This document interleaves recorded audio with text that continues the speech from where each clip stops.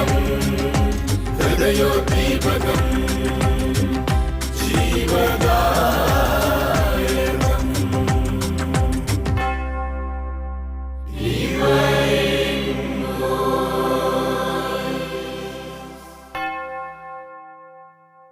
ഈശോ മിശിഹായിക്ക് സ്തുതിയായിരിക്കട്ടെ. പരിശുദ്ധ അമ്മയുടെ മാധ്യസ്ഥം നമുക്ക് ഒരുമിച്ച് പ്രാർത്ഥിക്കാം. ദൈവകൃപ നിറഞ്ഞ മറിയമേ സ്വസ്തി, കർത്താവ് അങ്ങയോട് കൂടെ സ്ത്രീകളിൽ അങ്ങ് അനുഗ്രഹിക്കപ്പെട്ടവളാകുന്നു. അങ്ങയുടെ ഉദരത്തിൻ്റെ ഫലമായി ഈശോ അനുഗ്രഹിക്കപ്പെട്ടവനാകുന്നു. പരിശുദ്ധ മറിയമേ തമ്പുരാൻ്റെ അമ്മേ, പാപികളായി ഞങ്ങൾക്ക് വേണ്ടി ഇപ്പോഴും ഞങ്ങളുടെ മരണസമയത്തും തമ്പുരാനോട് അപേക്ഷിച്ചു കൊള്ളണമേ. ആമേൻ. പിതാവിനും പുത്രനും പരിശുദ്ധാത്മാവിനും സ്തുതി, അതിലെ പോലെ ഇപ്പോഴും എപ്പോഴും എന്നേക്കും. ആമേൻ. ഈശോയിൽ ഏറ്റവും സ്നേഹിക്കപ്പെട്ട സഹോദരരെ, ദുഷ്ടൻ അവനെ തൊടുകയില്ല എന്നുള്ള ഒരു പൊതു ശീർഷകത്തിൽ നമ്മൾ ദൈവരാജ്യത്തിൻ്റെ രഹസ്യങ്ങൾ ഒന്നൊന്നായിട്ട് അനാവരണം ചെയ്യുകയാണല്ലോ ഈ ഒരു വചന പ്രബോധന പരമ്പരയിലൂടെ. ഈ ഒരു പരമ്പരയുടെ 77ാമത്തെ സെഷനിലേക്കാണ് നമ്മളിന്ന് കടന്നു വന്നിരിക്കുന്നത്. Hallelujah, hallelujah. കഴിഞ്ഞ സെഷൻ നമ്മൾ കാണുകയുണ്ടായി, പഴയ നിയമത്തിൽ സാമുവേലിൻ്റെ പുസ്തകത്തിൽ ദാവീദ് എന്നുള്ള വലിയൊരു ആത്മീയ വ്യക്തിത്വം, ദൈവരാജ്യ അനുഭവത്തിൻ്റെ നിറവിൽ ജീവിച്ച ഒരു വ്യക്തിയായിട്ട് നമ്മൾ ദാവീദിനെ അവിടെ ശ്രദ്ധിക്കുകയായിരുന്നു. ദുഷ്ടൻ വന്ന് തൊട്ട് ദൈവികമായ നിറവും ദൈവോത്തര സ്ഥാനമെല്ലാം നഷ്ടപ്പെടാനിട വന്ന ആദ്യ മാതാപിതാക്കളുടെ സന്തതി പരമ്പരയിൽ ബോവാസ് റൂത്ത് എന്നീ രണ്ട് വല്യപ്പൻ ബോവാസ് റൂത്ത് എന്നീ അപ്പൂപ്പൻ അമ്മൂമ്മ മാതാപിതാക്കളുടെ കൊച്ചുമോനായിട്ട് ദാവീദ് വളർന്നു വരുമ്പം നരകരാജ്യത്തിൻ്റെ സ്വാധീനങ്ങൾ തീരെ ഇല്ലെന്നായി ദൈവരാജ്യത്തിൻ്റെ നിറവിലേക്ക് ആ വ്യക്തിജീവിതം കടന്നു വരുന്നത് നമ്മൾ കാണുകയാണ്. അതേപ്പറ്റി ചില കാര്യം ശ്രദ്ധിച്ചു വരികയായിരുന്നു. ദാവീദിൽ നിറഞ്ഞു നിൽക്കുന്ന ദൈവരാജ്യത്തിൻ്റെ നിറവിൻ്റെ മനോഹരമായ പൂക്കളും ഫലങ്ങളും പോലെ കാണുന്ന കാര്യങ്ങൾ നമ്മൾ കഴിഞ്ഞ ദിവസം കാണുകയുണ്ടായി. രാജാവായ സാവൂളിൽ ആവേശിച്ചിരുന്ന പൈശാചിക ആത്മാവിനെ ബഹിഷ്കരിക്കാനുള്ള പ്രത്യേക ശേഷി തന്നെ ദാവീദിലുണ്ടായിരുന്നു. അതിൻ്റെ കാരണം എന്താണെന്ന് നമ്മൾ ഒന്ന് വിശകലനം ചെയ്ത് കാണുകയായിരുന്നു. കാരണം നമ്മുടെ ജീവിതത്തിലേക്ക് നമുക്കത് പിന്നീട് ഈശോ വന്ന് ദൈവരാജ്യത്തിൻ്റെ രഹസ്യങ്ങൾ മുഴുവനായിട്ടും പൂർണ്ണമായിട്ടും അനാവരണം നമ്മളെ പഠിപ്പിക്കുമ്പോൾ അതിൻ്റെ വ്യക്തതയിൽ ദാവീദ് എങ്ങനെ സ്വന്തമാക്കിയിരുന്നു എന്നുള്ള തിരിച്ചറിവ് നമുക്ക് കിട്ടുന്നത് നമ്മുടെ ജീവിതങ്ങളിൽ ഈ കാര്യങ്ങൾ എന്തുമാത്രം നമ്മൾ എടുക്കാൻ പറ്റുന്നുണ്ട് അല്ലെ പറ്റുന്നില്ല എന്ന് തിരിച്ചറിയാൻ നമ്മളെ സഹായിക്കും. അപ്പോൾ നമ്മൾ കാണുകയുണ്ടായി, ദാവീദിനെ കുറിച്ച് പറഞ്ഞ ഒരു കാര്യം, ദൈവം അവനോട് കൂടെ ഉണ്ട്. അതേപറ്റി നമ്മൾ ധ്യാനിച്ചു. വീണ്ടും നമ്മൾ കണ്ടു, കിന്നര വായനയിൽ നിപുണനായിരുന്നു. കിന്നര വായന എന്ന് പറയുന്നത് ചുമ്മാ ഒരു പാട്ടും മേളവും അല്ല, ഏതെങ്കിലും വാദ്യോപകരണത്തിൻ്റെ ഉപയോഗമല്ല, മറിച്ച് നിരന്തര പ്രാർത്ഥനയുടെ ഒരനുഭവമായിരുന്നു. കിന്നരമെന്ന് പറയുന്ന ആ ഒരു സംഗീതോപകരണം ഉപയോഗിച്ചുകൊണ്ട് ദാവീദ് പാടിയപ്പോൾ എന്ന് നമ്മൾ ശ്രദ്ധിക്കുകയുണ്ടായി. സാവൂൾ രാജാവിൽ പൈശാചിക അരുവി പ്രവേശിക്കുമ്പോഴൊക്കെ ദാവീദ് കിന്നരം വായിക്കും, പശുതാൽമ പുറത്തു പോകും എന്നുള്ള പരാമർശം നമ്മൾ 23-ാം വാക്യത്തിൽ 1 സാമുവേൽ 16:23 ശ്രദ്ധിക്കുക വഴി നമുക്ക് മനസ്സിലായി. അപ്പോൾ അതിൻ്റെ വാക്യം നമ്മൾ പിന്നെ ചിന്തിച്ചു, കിന്നരവായന പ്രാർത്ഥനയാണ്. എന്ത് പ്രാർത്ഥനയാണ്? ദാവീദിൻ്റെ പ്രാർത്ഥനകളാണ് സങ്കീർത്തനങ്ങൾ മുഴുവനും കീർത്തനങ്ങളാണ്, സ്തുതിപ്പുകളാണ്.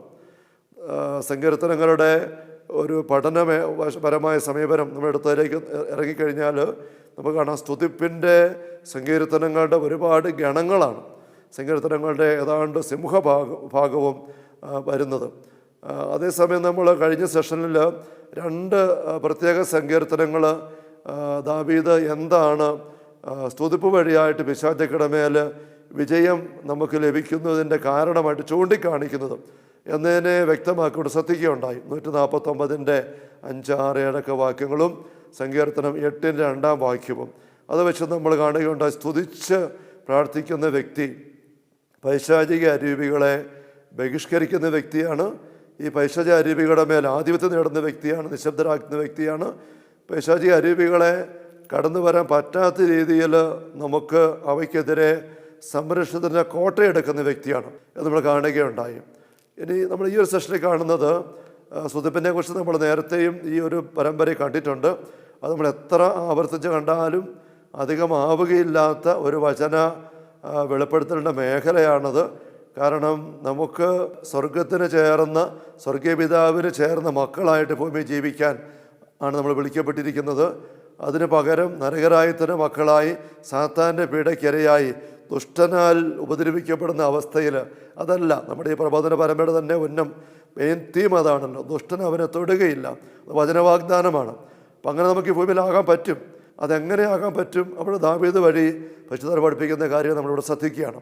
അപ്പോൾ സ്തുതിച്ച് പ്രാർത്ഥിക്കുമ്പോൾ എന്ത് സംഭവിക്കുന്നു എന്നുള്ളത് ചിന്തിക്കുമ്പോൾ ഒന്ന് നമ്മൾ കാണുകയാണ്, സ്തുതിപ്പ് എന്ന് പറയുന്നത് സ്വർഗത്തിൻ്റെ ഭാഷയാണ്.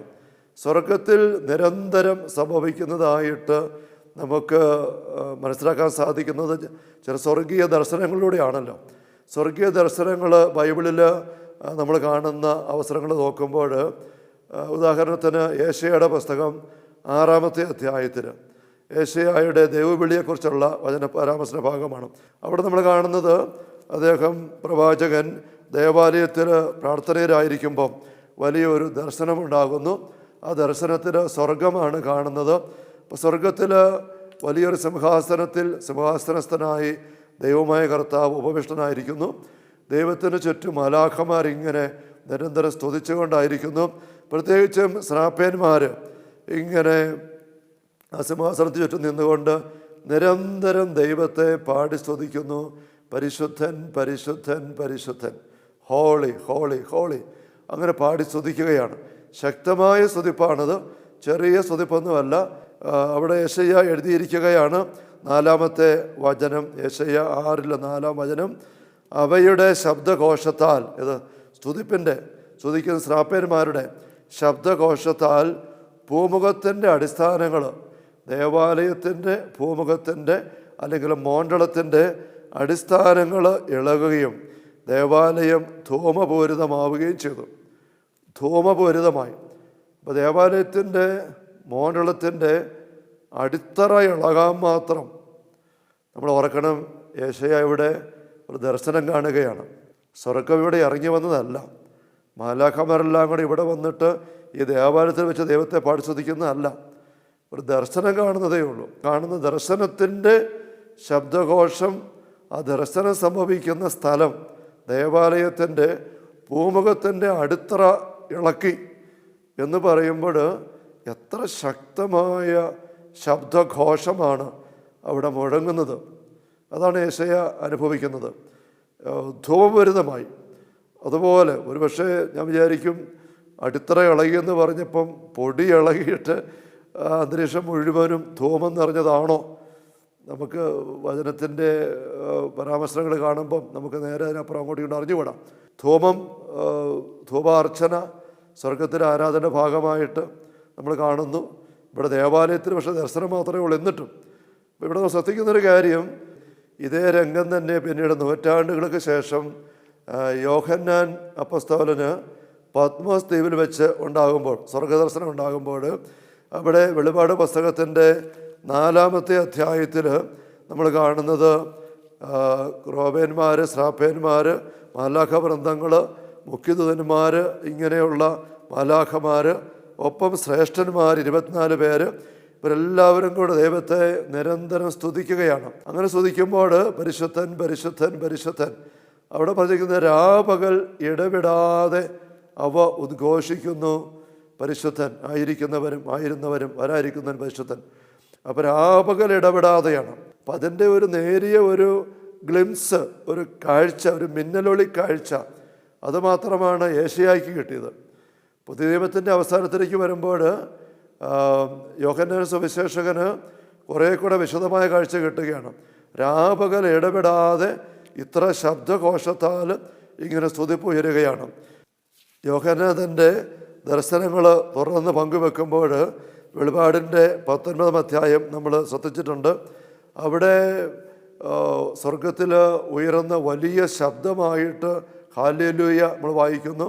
വെളിപാട് 19-ൻ്റെ 1-2 വാക്യങ്ങളിൽ തന്നെ വായിക്കുക. 3-ാം വാക്യത്തിൽ രണ്ടാമതും സ്വർഗത്തിൽ വലിയൊരു ശബ്ദമുയരുന്നു, അതും ഹല്ലേലൂയ എന്നാണ്. വീണ്ടും മൂന്നാമതും ഒരു സ്വരം ഉയർന്ന് ഹല്ലേലൂയ എന്നാണ്. ഇതെല്ലാം വലിയ ശബ്ദം. അത് കഴിയും വീണ്ടും ഒരു ആഹ്വാനം തന്നെ സ്വർഗത്തിൽ ഉയരുകയാണ്. നമ്മളിത് പലപ്പോഴും ശ്രദ്ധിച്ചിട്ടുള്ള കാര്യമാണ്.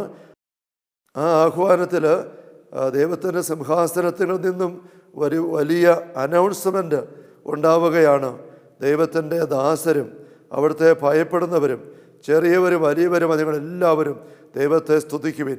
പിന്നെ വലിയ ജനക്കൂട്ടത്തിൻ്റെയും പെരുവെള്ളത്തിൻ്റെയും ഗംഭീരമായ ഇടിമുഴക്കത്തിൻ്റെ ശബ്ദം പോലെയുള്ള ഒരു സ്വരം ഞാൻ കേട്ടു, ഹല്ലേലൂയ. അപ്പോൾ പരിശുദ്ധൻ പരിശുദ്ധൻ പരിശുദ്ധൻ എന്നുള്ളത് ഒരു വശത്ത് നമ്മൾ കാണുന്നു, രാപകൽ ഇടപെടാതെ. അതോടൊപ്പം തന്നെ സ്വർഗത്തിൽ ഹല്ലേലൂയ എന്നുള്ള വലിയ സ്തുതിപ്പിൻ്റെ വചസ്സും ഇങ്ങനെ ഉയരുന്നു. അത് ഇടിമുഴക്കം പോലെ എന്ന് യോഹന്നാന് തോന്നുന്നത്, പെരുവെള്ള ചാട്ടം പോലെ. ഇതിനേക്കാൾ വലിയ ശബ്ദങ്ങളൊന്നും യോഹന്നാന് കമ്പയർ ചെയ്യാനായിട്ട് കിട്ടുന്നില്ല ഭൂമിയിലെ കാര്യമായിട്ട് ഒത്തു നോക്കുമ്പോൾ, ഭൂമിയിലെ ആൾക്കാർ വായിക്കും മനസ്സിലാക്കാനായിട്ട്. അപ്പം അത്ര ശക്തമായ സ്തുതിപ്പിൻ്റെ ഒരു അനുഭവമാണ് സ്വർഗത്തിൽ ഇങ്ങനെ നിരന്തരം അരങ്ങേറുന്നതായിട്ട് വചനത്തിൽ കാണുന്നത്. നമുക്കതിനപ്പുറം സ്വർഗത്തിലെ കാര്യം എന്താണെന്ന് നമുക്ക് ആർക്കും ഒന്നും അറിഞ്ഞുകൂടെ പറയാനായിട്ട്. അപ്പോൾ പഴയ നിയമ കാലഘട്ടത്തിൽ ഏശയ്യ കണ്ടത് ഇതുപോലെയുള്ള ശക്തമായ സ്തുതിപ്പിൻ്റെ അഭിഷേകം, പൂമുഖത്തിൻ്റെ അടിത്തറ കുലുങ്ങാൻ മാത്രം. പുതിയ നിയമത്തിൽ യോഹന്നാൻ അത് തന്നെ വീണ്ടും കാണുന്നു, അത് രാപകൽ ഇടപെടാതെ. ഇത് മാത്രമല്ല, അവസാനം വരുമ്പോഴേക്കും സകലരും ഉച്ചത്തിൽ സ്തുതിക്കാൻ പറഞ്ഞുള്ള ആഹ്വാനം തന്നെ ഉയരുകയാണ്. അത് ഇടിമുഴക്കം പോലെ, പെരുവെള്ളച്ചാട്ടം പോലെ. അപ്പോൾ ഇതാണ് സ്തുതിപ്പിനെക്കുറിച്ച് നമ്മൾ കാണുന്ന ഒരു ദൈവരാജ്യ രഹസ്യത്തിൻ്റെ ഭാഗമായ ചിത്രം, പ്രത്യേകിച്ചും സ്വർഗത്തിൽ സംഭവിക്കുന്നതായിട്ട് കാണുന്നത്. അതുകൊണ്ടാണ് നമ്മൾ സൂചിപ്പിച്ചത്, സ്വർഗത്തിൻ്റെ ഭാഷയാണ് സ്തുതിപ്പ് എന്ന് പറയുന്നതിൽ തെറ്റില്ല. സ്വർഗത്തിൻ്റെ ഭാഷയാണ് സ്തുതിപ്പ്. അത് വെറുതെ ഒരു ചുമ്മാ കുഞ്ഞു കുഞ്ഞു വർത്തമാനം പറയുന്ന പോലെ, കുശലം പറയുന്ന പോലെയുള്ള ഒരു ഭാഷ ഉപയോഗിക്കലല്ല അവിടെ നടത്തുന്നത്. മറിച്ച് സർവശക്തിയോടുകൂടിയുള്ള ഭാഷയുടെ ഉപയോഗമാണ്. നമ്മൾ ഭാഷ അടുത്തിരിക്കുന്നവർ തമ്മിലിങ്ങനെ ചെറിയ വർത്തമാനം പറയാനൊക്കെ ഉപയോഗിക്കും, കുഞ്ഞു കാര്യങ്ങൾ സംസാരിക്കാൻ ഉപയോഗിക്കും. അതേസമയം വലിയ ആവേശം നിറഞ്ഞ അനുഭവം ഉണ്ടാകുമ്പോൾ സകല ശക്തിയോടും കൂടെ ആർപ്പ് വിളിച്ചും എന്ന് പറഞ്ഞ പോലെ ഉച്ചത്തിൽ അട്ടഹസിച്ച്, സ്വരം കൊണ്ട് എത്താതെ വരുമ്പോൾ കൈയടിച്ച്, ഇനി കൈകൊണ്ടും അടിച്ചിട്ടും സ്വരം ആവശ്യത്തിനാകുന്നില്ലെന്ന് കാണുമ്പം എന്തെങ്കിലും വാദ്യ ഉപകരണം ഉണ്ടാക്കിയിട്ട് അതിൻ്റെ മേൽ കമ്പും കോലും ഒക്കെ വെച്ച് അടിച്ച്, അല്ല വാഗൊണ്ട് ഒച്ച വെച്ചിട്ട് ആവശ്യത്തിനാകുന്നില്ലെന്ന് തോന്നുമ്പോൾ ആട്ടിൻകൊമ്പോ കാഹളം എടുത്തുകൊണ്ട് അതും ഉപയോഗിച്ച്, അങ്ങനെയൊക്കെ നമ്മുടെ ഉള്ളിൻ്റെ ആശയങ്ങൾ പങ്കുവെക്കാനുള്ള പരിശ്രമം നമ്മൾ ശബ്ദം വഴിയായിട്ട് നടത്തുന്നുണ്ട്, കമ്മ്യൂണിക്കേഷൻ. അപ്പോൾ സ്വർഗത്തിൽ നമ്മൾ കാണുന്നത് അതുപോലെ തന്നെയാണ്, ശക്തമായ പങ്കുവെക്കലിൻ്റെ അനുഭവമാണ്. യഥാർത്ഥത്തിൽ നമ്മൾ പുതിയ നിയമത്തിൻ്റെ പേജുകളിലൂടെ കടന്നു പോകുമ്പോൾ സ്തുതിപ്പിൻ്റെ രംഗങ്ങൾ വായിക്കുമ്പം ജനങ്ങൾ അറിയാതെ ഇങ്ങനൊരു ആവേശത്തിലേക്ക് വന്നിട്ട് ഉച്ചത്തിൽ ദൈവത്തെ സ്തുതിക്കുന്നതായിട്ട് നമ്മൾ പല രംഗങ്ങൾ കാണുന്നുണ്ടല്ലോ. ഈശോയുടെ ഓശാന പ്രദർശനം തന്നെ തിരുവീതിയിലൂടെ കടന്നു പോകുമ്പോൾ ജനങ്ങളെല്ലാം ആനന്ദത്തോടെ ആർത്തു വിളിച്ച് ദാവീദിൻ്റെ പുത്രന് ഓസാന എന്ന് പറഞ്ഞ് സ്തുതിച്ച് മഹത്വപ്പെടുത്തിക്കൊണ്ട് ഈശോയെ അനുയാത്ര ചെയ്യുമ്പോൾ ലൂക്കായുടെ സുവിശേഷം 19 അധ്യായത്തിൽ നമ്മൾ കാണുന്നുണ്ട്, നിയമജ്ഞരും ഫരിസേയരും മറ്റും ഈശോയുടെ പക്കലെത്തിയിട്ട് അവരോട് മിണ്ടാതിരിക്കാൻ പറയാനായിട്ട് ആവശ്യപ്പെടുന്ന രംഗമുണ്ട്. ലൂക്ക 19:37 മുതലൊക്കെ തിരുവചനങ്ങളിൽ. അപ്പോൾ അവിടെ ജനക്കൂട്ടത്തെക്കുറിച്ച് പറഞ്ഞിരിക്കുന്നത് ഉച്ചത്തിൽ സ്തുതിക്കാൻ തുടങ്ങി. 37 വാക്യം, വീണ്ടും 38 വാക്യം, അവർ ആർത്ത് വിളിക്കുക എന്ന് പറയുന്നത് സകല ശക്തി ഉപയോഗിച്ച് ഉള്ളിലുള്ള കാര്യങ്ങൾ പങ്കുവെക്കാൻ പരിശ്രമിക്കുന്നതിൻ്റെ ഒരു അടയാളമാണല്ലോ. അപ്പോൾ ഇത് കണ്ടിട്ടാണ് ഈ പരിസരം വന്ന് ഈശ്വര പക്കൽ പരാതി പോലെ പറയുന്നത്, മിണ്ടാതിരിക്കാൻ പറ. അപ്പോൾ ഈശ്വര മറുപടി, ഇവർ നിശബ്ദത പാലിച്ചാൽ ഈ കല്ലുകൾ ആർത്ത് വിളിക്കും. അപ്പോൾ ആർത്ത് വിളിച്ച അവരുടെ പ്രവൃത്തിയെ, ആ പെരുമാറ്റത്തെ ഈശോ അതേപടി ഒപ്പിയെടുത്തിട്ട് ആ വാക്ക് ഉപയോഗിച്ച് പറയാണ്, കല്ലുകൾ ആർത്ത് വിളിക്കും. അപ്പോൾ സ്തുതിച്ച് പ്രാർത്ഥിക്കുക എന്ന് പറയുന്നിടത്ത് നമ്മൾ സാധാരണ ചിന്തിക്കുന്ന പോലെ ധ്യാനങ്ങളൊക്കെ നമ്മൾ പലപ്പോഴും ചെയ്യുമ്പോൾ ഹല്ലേലൂയ ഹല്ലേലൂയ ഹല്ലേലൂയ നമ്മൾ ഈ സെഷൻ്റെ ആരംഭത്തിലും അവസാനത്തിലും കൽപ്പം ചൊല്ലുന്നുണ്ട്. അത് തീർച്ചയായിട്ടും നല്ല ഉദ്ദേശത്തോടെ സ്തുതിപ്പ് തന്നെയാണ്. പക്ഷെ അതിൻ്റെ ഒരു അനുഭവത്തിലേക്ക് കയറി വരുമ്പം അതൊന്നും അല്ല കാണുന്നത് ഇതുപോലെ ശക്തമായിട്ട്. കഴിഞ്ഞ ദിവസം കണ്ടതായ ഈ അവസാന പ്രദർശനം ദേവാലയത്തിലേക്ക് കടന്ന് വന്നു കഴിയുമ്പം മത്തായി അറിയിച്ച സുവിശേഷത്തിൽ 21-ാമത്തെ അധ്യായത്തിൽ 12 തിരുവചനങ്ങളിൽ ദേവാലയത്തിൽ ഈ ജനക്കൂട്ടം കടന്നു വന്നു കഴിഞ്ഞപ്പോൾ അവർ ഉച്ചത്തിൽ ആർത്തു വിളിച്ചു എന്നാണ് പറഞ്ഞിരിക്കുന്നത്. ആർത്തു വിളിക്കുക അത് നമുക്കുള്ള വ്യത്യാസം നേരിയത് ഉണ്ടാവാം. എങ്കിൽ പോലും നമുക്കറിയാം ആത്യന്തികമായിട്ട് രണ്ടും ഒരേ പെരുമാറ്റത്തെയാണ് സൂചിപ്പിക്കുന്നത്. അങ്ങനെയുള്ള പെരുമാറ്റത്തിൻ്റെ അവസരത്തിലാണ് ഈ പുരോഹിതന്മാർ വന്നിട്ട് നിശബ്ദരായിരിക്കാൻ പറയാൻ ആവശ്യപ്പെടുന്നത്. ഈശോയോട് ഈ പിള്ളേരോട് മിണ്ടായിരിക്കാൻ പറ. അതിൻ്റെ മറുപടി ഈശോ കൊടുക്കുന്നതാണ് നമ്മൾ കണ്ടത് കഴിഞ്ഞ സെഷനിൽ. സങ്കീർത്തനം 8-ാം അധ്യായത്തിൻ്റെ 2-ാം വചനമാണ് ഈശോ ഉദ്ധരിച്ചുകൊണ്ട് പറയുന്നത്, ഇത് ശിശുക്കളുടെയും മുല്ല കൊടുക്കുന്നവരുടെ സ്തുതി ഒരുക്കി, അത് ശത്രുക്കളെ നിശബ്ദരാകുന്ന കോട്ടകെട്ടലാണെന്ന് സങ്കീർത്തനം പറയും നമ്മൾ കാണുകയുണ്ടായി. അപ്പോൾ നമ്മൾ ദാവീദ് ഇങ്ങനെ സ്തുതിച്ച് പ്രാർത്ഥിക്കുന്നതിനെക്കുറിച്ച് നിരന്തര കിന്നര വായനയിലൂടെ അനുഭവമെടുത്ത് അത് പ്രാവർത്തികമാക്കി അത് ചെയ്യാനായിട്ട് രാജാവായിരിക്കെ ആ സങ്കീർത്തനങ്ങളെല്ലാം എഴുതി ആവശ്യപ്പെട്ട് ക്രമീകരിക്കുമ്പം നമ്മൾ കാണുകയാണ്. ഇപ്പോൾ ശ്രദ്ധിക്കുകയായിരുന്നു ചെറിയൊരു വചന പരിവേഷണത്തിലൂടെ, ഇത് ദാവീദിൻ്റെ മാത്രം ഒരു വ്യക്തിപരമായ വിഷയമല്ല, ദാവീദിൻ്റെ മാത്രം വ്യക്തിപര വിഷയമല്ല, മറിച്ച് തിന്മയെ പരാജയപ്പെടുത്തി പൈശാചിക സ്വാധീനങ്ങളെ വരച്ച വരയിൽ നിർത്തി ദൈവരാജ്യത്തിൻ്റെ കരുത്തിലേക്ക് നിറഞ്ഞുയരാൻ സ്വർഗത്തിൻ്റെ മക്കളായി ഈ ഭൂമിയിൽ വെച്ച് തന്നെ ജീവിക്കാൻ ആഗ്രഹിക്കുന്ന, ദുഷ്ടൻ തന്നെ തൊടാൻ പാടില്ല, ദുഷ്ടൻ എന്നെ തൊടുകയില്ല എന്ന് പറയാൻ സാധിക്കത്തക്ക രീതിയിൽ ജീവിക്കാൻ ആഗ്രഹിക്കുന്ന ഏതൊരു വ്യക്തിയും സ്വന്തമാക്കി എടുത്തിരിക്കേണ്ട ഒരു ശൈലി തന്നെയാണ്. നമ്മളിത് വചനത്തിലും ദാവീദിൻ്റെ അനുഭവത്തിലും മാത്രമല്ല നമ്മുടെ കുർബാനക്രമത്തിലും ഒക്കെ ഇതുപോലെ തന്നെ ഉച്ചത്തിൽ സ്തുതിക്കുന്നതിനെക്കുറിച്ചുള്ള പരാമർശങ്ങൾ നമ്മുടെ വിശുദ്ധ പിതാക്കന്മാർ ചേർത്ത് വച്ചിരിക്കുന്നത് ശ്രദ്ധിക്കാനായിട്ട് പറ്റും. നമ്മൾ ശ്രദ്ധിക്കുക തന്നെ ചെയ്യണം. നമ്മുടെ കുർബാനക്രമം സ്ഥിരമളവ കുർബാനക്രമത്തിൽ നമ്മൾ പതിവായിട്ട് ചൊല്ലി പോകുമ്പോൾ കുറച്ചൊക്കെ യാന്ത്രികത റൊട്ടീനായിട്ട് ചെയ്തു വന്ന രീതിയൊക്കെ വന്ന് കയറുമ്പം എന്താണ് ഓരോ വാക്കുകളുടെ അർത്ഥം പിതാക്കന്മാർ ഉദ്ദേശിച്ചിരിക്കുന്നത് ഇത് പലപ്പോഴും നമുക്ക് ശ്രദ്ധിക്കാൻ പറ്റാതെ വരാറുണ്ട്. അച്ഛന്മാർക്കും പങ്കെടുക്കുന്ന ആൾക്കാർക്കുമൊക്കെ ഒന്നായി ഉച്ചസ്വരത്തിൽ അവർ എന്ന് പറഞ്ഞുകൊണ്ട് നമ്മൾ പാടുന്ന ഭാഗം കുർബാന കൊണ്ട് നമുക്കറിയാം. ഒന്നായി ഉച്ചസ്വരത്തിൽ ശബ്ദമുയർത്തി പാടിടുവിൻ, സർവരും ഒന്നായി പാടിടുവിൻ എന്നൊക്കെ പറഞ്ഞ് പാടുമ്പോഴും പലപ്പോഴും നമ്മൾ വളരെ താഴ്ന്ന സ്വരത്തിലൊക്കെ ശബ്ദമുയർത്തി പാടിടുവിൻ എന്നൊക്കെ പറഞ്ഞ് പാടി പോകാറുണ്ട്. സിറോ മലബാർ കുർബാനക്രമത്തിൽ സ്വർഗസ്നായ പിതാവേ എന്നുള്ള പ്രാർത്ഥന 2-ാം പ്രാവശ്യം ഉപയോഗിക്കുമ്പോൾ, അതായത് വിശുദ്ധ കുർബാന സ്വീകരിക്കുന്നതിന് മുമ്പ് ഉപയോഗിക്കുമ്പോൾ അതിന് ആമുഖമായുള്ള പ്രാർത്ഥന നമ്മൾ ശ്രദ്ധിക്കുന്നുണ്ടല്ലോ. പ്രത്യേകിച്ചും വിശേഷ ദിവസങ്ങളിൽ ചൊല്ലുവാനുള്ളത്. അവിടെ സഭപിതാക്കന്മാർ ഈ കുർബാനക്രമം രൂപീകരിച്ചപ്പോൾ തന്നെ കൊടുത്തിരിക്കുന്ന ഒരു പദപ്രയോഗം, ജ്വലിക്കുന്ന അധരങ്ങൾ കൊണ്ട് ഞങ്ങൾ സ്തോത്രം ആലപിക്കുമ്പോൾ എന്നാണ്. ജ്വലിക്കുന്ന അധരങ്ങൾ കൊണ്ട്. ജ്വലിക്കുന്ന അധരമെന്ന് പറയുന്നത് തീ പിടിച്ച കത്തുന്ന അധരമാണ്. അധരം എങ്ങനെയാണ് കത്തുക എന്നൊരിക്കലും ഈ പ്രാർത്ഥനയെക്കുറിച്ചൊരു വ്യക്തി അല്പം പരിഹാസരൂപേണ എഴുതിയത് ഓർക്കുകയാണ്. അധരത്തിന് എങ്ങനെയാണ് തീ പിടിക്കുന്നത്, അധരം എങ്ങനെയാണ് ജ്വലിക്കുന്നത്? അധരം ജ്വലിക്കുക എന്ന് വെച്ചാൽ ഹൃദയം ജ്വലിക്കുന്നത് എങ്ങനെയാണ്? ഹൃദയത്തിൽ കത്തൽ അനുഭവപ്പെടുന്നു. അതിൻ്റെ ഒരു പ്രകടനം അനുഭവം, ഹൃദയത്തിൻ്റെ കത്തൽ അനുഭവ തലത്തിലാണ്. അത് പുറത്തേക്ക് പ്രകടിപ്പിക്കുമ്പോൾ അത് സ്വരത്തിലൂടെയാണല്ലോ വരുന്നത്. അപ്പോൾ കത്തുന്ന ഹൃദയത്തിൻ്റെ അനുഭവം ഒരു വ്യക്തി പ്രകടിപ്പിക്കുമ്പോൾ അത് കത്തുന്ന അധരത്തിൻ്റെ അനുഭവമാകും. തീ പാറുന്ന നോട്ടം എന്നൊക്കെ പറഞ്ഞ പോലെ തീ തുപ്പുന്ന അധരങ്ങളുള്ള ചില ജീവികളെക്കുറിച്ചൊക്കെ നമ്മളിങ്ങനെ ചിത്രീകരിക്കാറുണ്ട്, കാണാറുണ്ട്, പറയാറുണ്ട്, ചിലപ്പം ചില കഥകളിലും കാര്യങ്ങളിലും ഒക്കെ. പക്ഷെ അതുപോലെ ശക്തമായൊരു എന്നതാ ജ്വലിക്കുന്ന അനുഭവം. ഈ ഒരു ഇമേജറിയാണ് സഭയുടെ പിതാക്കന്മാർ നൂറ്റാണ്ടുകൾക്ക് മുമ്പ് തന്നെ കുർബാനക്രമത്തിൽ തന്നെ ചേർത്ത് വെച്ചിരിക്കുകയാണ്. ജ്വലിക്കുന്ന അധരങ്ങളെ കൊണ്ട് ഞങ്ങൾ സ്തോത്രം ആലപിക്കുമ്പോൾ എന്നാണ് പറഞ്ഞിരിക്കുന്നത്.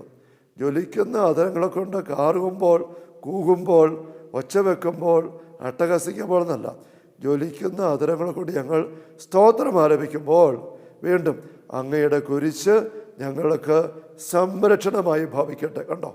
അപ്പം സ്തോത്രം ആലപിക്കുന്നു, ജ്വലിക്കുന്ന അധരങ്ങളെ കൊണ്ട് ശക്തമായി വളരെ ആർപ്പ് വിളിച്ച് സർവശക്തിയോടെ ഉച്ചത്തിൽ അങ്ങനെയുള്ള സ്തോത്രഗീതം നമ്മൾ എടുക്കുമ്പോൾ കർത്താവിൻ്റെ കുരിശ് നമുക്ക് സംരക്ഷണമാകുന്നു. കുരിശ് വഴി കിടന്ന സംരക്ഷണം എന്ത് സംരക്ഷണമാണ്? നമുക്കറിയാം, അത് പാമ്പ് കടിക്കാതിരിക്കാനോ, പട്ടി കടിക്കാതിരിക്കാനോ, അല്ല പശു ഓടിച്ചിട്ട് കുത്താതിരിക്കാനോ ഉള്ള സംരക്ഷണമല്ല. തണുപ്പടിക്കാതിരിക്കാനോ മഴ നനയാതിരിക്കാനോ സംരക്ഷണമല്ല. കുരിശടയാളം വഴിയായി നാം സംരക്ഷിതരായി തീരട്ടെ, മുദ്രിതരായി ഭവിക്കട്ടെ. സരമർമ്മ കുർബാനക്രമത്തിന് ആശീർവാദം, സ്നേഹമാണ്, സംരക്ഷണം പറഞ്ഞ ആശീർവദിക്കും. നമുക്കറിയാം, ദൃശ്യവും അദൃശ്യവുമായ എല്ലാ വിപത്തുകളിൽ നിന്നും കുരിശ് കണ്ട പിശാചിനെ പോലെ എന്നുള്ള പ്രയോഗം പോലും നമുക്കറിയാം. ഇപ്പോൾ കുരിശടയാളം വഴിയുള്ള സംരക്ഷണം പൈശാചിക ദുരാത്മാക്കളിൽ നിന്ന്, ദുഷ്ട അരൂപികളിൽ നിന്ന്, പൈശാചിക സംഘങ്ങളിൽ നിന്നുള്ള സംരക്ഷണത്തിൻ്റെ അനുഭവമാണ്. ആ അനുഭവം കുരിശടയാളം വഴിയുള്ളത് നമുക്ക് കുരിശ് വരയ്ക്കുമ്പം ലഭിക്കുന്നതായിട്ട് നമ്മൾ പ്രാർത്ഥിക്കുന്നുണ്ട്. കുരിശടയാളത്തിൻ്റെ ആശീർവാദം വഴി നമ്മൾ എടുക്കുന്നുണ്ട്. അതോടൊപ്പം സഭയുടെ ഏറ്റവും ഈടുറ്റ ആധികാരികമായ പ്രാർത്ഥനാ ക്രമമായ കുർബാനക്രമത്തിൽ തന്നെ ഉൾച്ചേർത്തിരിക്കുകയാണ്. ജ്വലിക്കുന്ന അധരങ്ങളെ കൊണ്ട് സ്തോത്രം ആലപിക്കുമ്പോഴാണ് കർത്താവിൻ്റെ കുരിശ് നമുക്ക് സംരക്ഷണമായിട്ട് ഭവിക്കുക, വിടുതലനായിട്ട് ഭവിക്കുക. ഇത്ര മനോഹരമാണ് ഈ സ്തുതിപ്പ് വഴിയുള്ള സംരക്ഷണം.